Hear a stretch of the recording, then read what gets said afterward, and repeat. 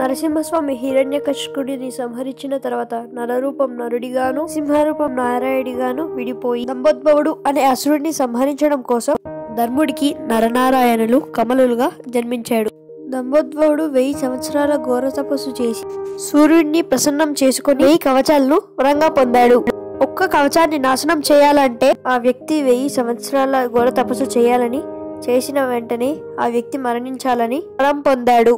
ఆ వరం వల్ల తనని ఎవరు ఏం చేయలేరని అహంకారంతో ముల్లోకాలను ముప్పతిప్పలు పెట్టాడు. బద్రీనాథ్లో 500 ఏళ్లు ఘోర తపస్సు చేసిన నరనారాయణులు దంభోద్భవుడి 999 కవచాలు నాశనం చేయడంతో దంభోద్భవుడు సూర్యుడి దగ్గరికి వెళ్లి కాపాడమన్నాడు. సూర్యుడు కాపాడడంతో వచ్చే జన్మలో సూర్యుడి అంశతో కర్ణుడిగా జన్మించమని దంభోద్భవుడితో పాటు సూర్యుడిని కూడా శపించాడు నరుడు.